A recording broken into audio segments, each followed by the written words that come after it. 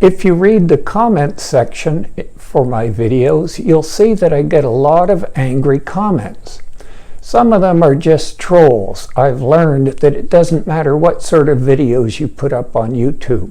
You could have a channel solely devoted to cute kitten videos, and you'd get nasty comments from trolls. Those I just block and forget about.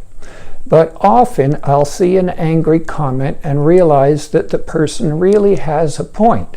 So that's the sort of comment I'm going to address in this video. Hello, I'm John Foster. I'm a medical doctor who does Social Security disability exams.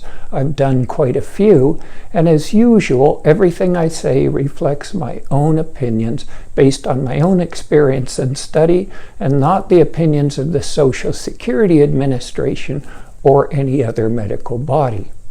Now, a comment that I've addressed in the past, but I'm going to address again because I still get it frequently, is that I'm a Social Security employee and my job is to say that there's nothing wrong with the people I examine. And I have to say, this view is encouraged by a lot of disability attorneys who post videos on YouTube. And I'd like to throw out a challenge to those attorneys. I'll appear on your channel and talk about what I do and how I do it and answer any questions you may have. Just contact me through the comment section or my email. Now, here's how it works. I work for a company that contracts with doctors to do disability exams. I'm an independent contractor with that company. What that means is that they cannot tell me how to practice medicine. And then that company contracts with Social Security to do Social Security disability exams, what are called consultative examinations. They book a day of patients for me and provide office space and a medical assistant. I do the exams, I make my reports, which are sent to Social Security, and usually that's the end of it. I have never been urged by anyone to say that patients are either better off than I think they are or worse off than I think they are. On rare occasions, I've been contacted by Social Security to clarify my report. Here's one example. I had a patient with severe psoriasis, a very bad skin rash, and I had not indicated what percentage of his body was covered with psoriasis, and that was important for Social Security, so they asked me what percentage of his body was covered with psoriasis. I get paid per exam that I do, regardless of what my report says. Once in a while, also, I get patients who are impossible to examine because they are uncooperative, and I get paid for them also. I get paid the same amount for every patient. And if you find this video interesting, you might want to subscribe to my channel. I put up a video about once a week on all sorts of disability topics. Now, the second angry comment that I've gotten repeatedly is that I can't really evaluate properly people who have problems that I have never had myself. And there's some truth to that. I'm going to give two for instances. When I broke my left collarbone, I had to wear a sling for several weeks. Up until that point, I thought a sling was a sling, but I discovered that there were a lot of factors that went into making a good sling. And now I can advise patients on exactly what sort of sling would be best for them. On a more serious note, a long time ago, I was dating a nurse who was asleep in her home and her home caught fire. She wasn't burnt, but she suffered severe smoke inhalation. When she arrived in the hospital, she had to be intubated and put on a ventilator. When you're intubated, a plastic tube about the size of your little finger is put down your windpipe. It's most commonly done when the patient is under anesthesia and asleep, but in some circumstances it has to be done when the patient is awake to save their life, and that was the case with my girlfriend. When I saw her several hours later, it had been a very traumatic experience for her, and it made me think a lot about awake intubations, because that was something that I did sometimes in the emergency department, and I set out to find a way to make it the least unpleasant I could. And I did come up with a method that hasn't been reported in the medical literature, and I think it's the least unpleasant way to intubate awake patients. If any doctors want to learn my method, just contact me through this YouTube channel. Here's the problem. I've never had a heart attack, but I've had to treat and evaluate loads of people with heart attacks. I've never been and never could be pregnant or in labor, and yet I've delivered 117 babies. It would simply be impossible for a doctor who's had whatever problems you've had to be chosen to evaluate you. What makes it even more complex is that many disability patients have more than one problem. It's not uncommon to have a patient whose problems involve multiple specialties. You'd need multiple specialists who'd had exactly the same problems as that patient. My record is a patient who had 21 disabling problems, and that's unfortunately utterly impossible.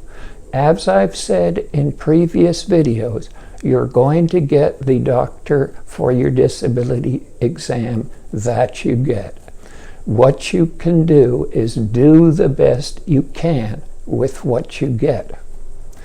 The third angry comment that has some validity is that it's difficult and embarrassing and humiliating and makes people feel bad that they have to prove that they're truly disabled. And I think that's a good point. The process is slow, it's anxiety provoking, sometimes it's embarrassing, and you are being evaluated by people who are somewhat skeptical. And I want to explain why that is.